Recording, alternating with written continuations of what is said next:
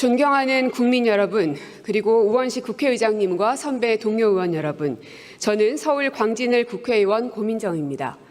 제가 발의한 초중등 교육법은 문제풀이 도구에 불과한 AIDT를 멈춰 세우는 법안으로 향후 AI 인재 양성을 위해선 반드시 필요한 과정으로 수정안에 찬성해 주실 것을 간곡하게 요청드립니다.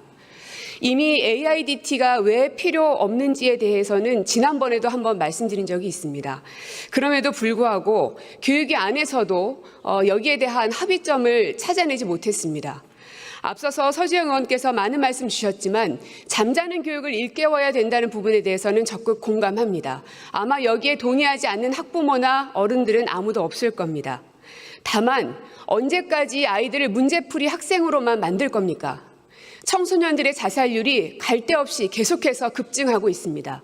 언제까지 아이들을 이 사교육의 시장에서 그리고 계속해서 입시 경쟁에만 매몰되고 있는 이 현장에 아이들을 그대로 놓기만 할 겁니까? 윤석열 정부의 AIDT 정책은 AI를 만들 줄 아는 인재를 키우는 정책이 아니라 학생을 문제풀이 기계로 전락시켜버리는, 공교육을 아예 사교육 시장으로 만들어버리는 무모했던 교육 정책이었기 때문에 이제는 멈추려 하는 것입니다. 첫째, AIDT에 AI 기능이 있습니까? 없습니다. AIDT에는 당시에도 AI 기능이 없었고 지금도 없습니다. 그저 맞춤형 문제가 끝없이 출제될 뿐입니다. 그래서 준비가 필요하다고 수백 번 외쳤습니다.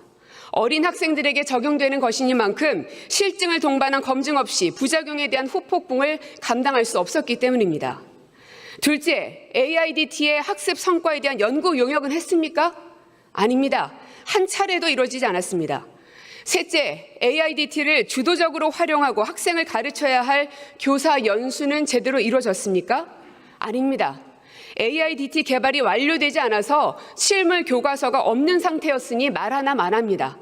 그때나 지금이나 교사의 절대 다수는 AIDT를 반대하고 있습니다.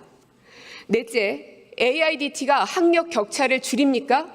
아닙니다. 오히려 격차는 더 커질 것입니다. AIDT가 학생이 모르는 문제를 반복적으로 학습하게 만들어 종국에는 격차가 좁혀질 것이라는 주장을 합니다. 그러나 이것은 상위권 학생들이 아무것도 하지 않고 가만히 기다리고 있을 때만 가능합니다. 즉 불가능한 일입니다. 꼴찌 학생이 10문제 푸는 동안 1등 학생은 더 높은 수준의 문제를 더 많이 풀 수밖에 없게 될 겁니다. 결국 평균 올려치기라는 개미지옥으로 학생들을 국가가 밀어넣는 형국입니다. 다섯째, 윤석열의 거부권 행사 이후 지난 한 학기 동안 꽤나 많은 학교들이 AIDT를 썼습니다. 그러나 잘 썼습니까? 그것도 아닙니다. 작년 윤석열 정부는 AIDT 준비 미흡을 스스로 인정했고 그래서 1학기부터 17개 시도에 자율 채택권을 줬습니다. 그러나 그들조차도 채택하지 않은 곳들이 대다수입니다.